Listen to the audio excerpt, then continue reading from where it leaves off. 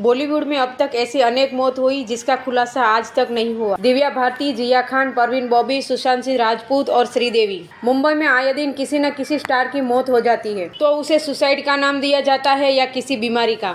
आज हम बात करेंगे दिग्गज एक्ट्रेस श्रीदेवी की।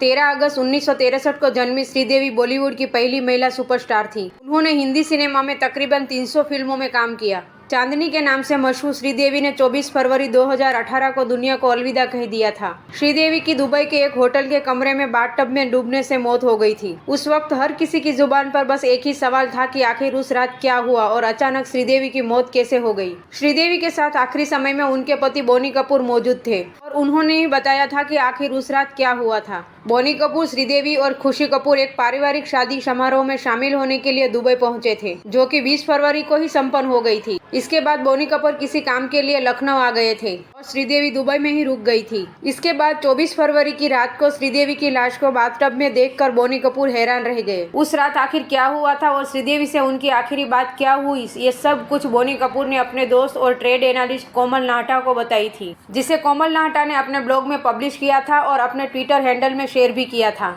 लेकिन बोनी कपूर ये बात साबित नहीं कर पाए कि वो श्रीदेवी को आखिर दुबई में अकेला छोड़कर क्यों आए। आखिर ऐसा क्या काम था श्रीदेवी को जो उन्हें दुबई में अकेला रहना पड़ा। कहा जाता है कि श्रीदेवी को अकेला रहना बिल्कुल भी पसंद नहीं था। कॉल रिकॉर्डिंग के मुताबिक श्रीदेवी और बोनी कपूर की बात होती है, जिसमें बोनी कपूर बाद में बात करने के लिए कहते हैं। बोनी कपूर ने पुलिस को बताया कि वो श्रीदेवी को सरप्राइज देने के लिए दुबई पहुंचे थे, ताकि दोनों साथ में डिनर के लिए जा सके। और फिर 15 मिनट के बाद श्रीदेवी नहाने चली गई। 20 मिनट के बाद जब श्रीदेवी बाथरूम से बाहर नहीं आती तो बोनी कपूर ने आवाज लगाई, लेकिन अंदर से कोई रिस्पॉन्स नहीं आता। जैसे ही बोनी कपूर दरवाजा तोड़कर बाथरूम में जाते हैं तो बाथरूम में पानी बिखरा होता है और बाथटब में भी पूरा पानी भरा हुआ होता है। श्रीदेवी को ऐसी हालत में देखकर बोनी कपूर ना तो पुलिस को फोन करते हैं और ना ही होटल के स्टाफ को, बल्कि बोनी कपूर ने फोन किया उनके एक दोस्त को जो दुबई में ही रहता था। उसके आधे घंटे के बाद स्टाफ को बुलाया जाता है, जिन्होंने श्रीदेवी को बाथटब से बाहर निकाला और फिर उसके बाद पुलिस को बुलाया जाता है। दुबई पुलिस ने बताया कि श्रीदेवी बेहोश नहीं थी, मगर काफी समय से बाथटब में मर गई थी।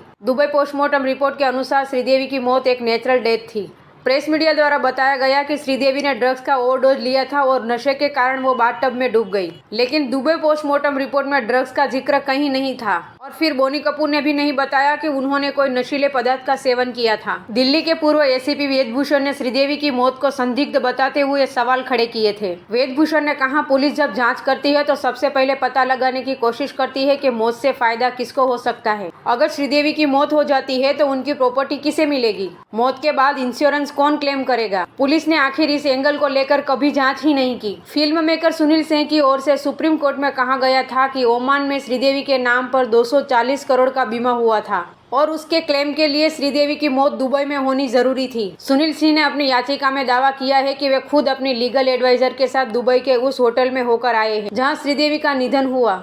उनके मुताबिक शुरुआत फैक्ट्स इस बात की ओर इशारा करते हैं कि श्रीदेवी की मौत नेचुरल नहीं है। सुप्रीम कोर्ट से पहले सुनील सिंह ने दिल्ली हाई कोर्ट में याचिका लगाई थी। उन्होंने कहा था कि इस मौत की जांच राष्ट्रहित में होनी चाहिए, क्योंकि वे पद्मश्री से सम्मानित हस्ती थी। हालांकि हाईकोर्ट ने इस याचिका को रिजेक्ट कर दिया। इसके बाद उन्होंने सुप्रीम कोर्ट का रुख लिया था, लेकिन सुप्रीम कोर्ट ने भी स्वतंत्र जांच की मांग वाली यह याचिका खारिज कर दी। इस दौरान सुनील सिंह ने तर्क दिया कि श्रीदेवी 5 फीट 7 इंच की थी। जिस बाथटब में वे डूबी वह सिर्फ 5 फीट लंबा था। श्रीदेवी के चाचा वेणुगोपाल ने एक तेलुगु न्यूज चैनल को दिए इंटरव्यू में आरोप लगाया कि श्रीदेवी अपनी मीठी सी मुस्कान के पीछे बहुत बड़ा दर्द छुपाए हुई थी। उन्होंने बताया कि बोनी कपूर की कुछ फिल्में बुरी तरह से फ्लॉप हो गई थी। फिल्मों के फ्लॉप होने पर उनका काफी नुकसान हो गया था। नुकसान होने की भरपाई के लिए बोनी कपूर ने श्रीदेवी की संपत्ति तक बेच दी थी। एक सवाल तो यह भी है कि शादी समारोह समाप्त हो जाने के बाद जब पूरा परिवार भारत लौट आया था तो श्रीदेवी आखिर क्यों अकेली दुबई में रुक गई थी। श्रीदेवी के परिवार के मुंबई लौटने से लेकर 24 तारीख तक बोनी कपूर के वापिस श्रीदेवी के पास आने तक वह होटल के कमरे से बाहर नहीं निकली। यानी 21 फरवरी से लेकर 24 फरवरी शाम 5:30 बजे तक श्रीदेवी होटल के कमरे में ही थी। वह किसी भी काम के लिए बाहर नहीं निकली। बीजेपी सांसद सुब्रमण्य स्वामी ने सवाल उठाया था कि श्रीदेवी ने कभी शराब नहीं पी थी, फिर यह उनके सिस्टम में कैसे आई। उन्होंने यह भी कहा कि दाऊद इब्राहिम से अभिनेत्रियों के नाजायज रिश्तों को भी देखना होगा। उधर दुबई सरकारी वकील ने भी कहा था कि इस मौत के पीछे किसी साजिश से इनकार नहीं किया जा सकता। श्रीदेवी की मौत साधारण सी मौत थी या इनके पीछे कोई बड़ी साजिश थी, ये गुत्थी आज तक नहीं सुलझी।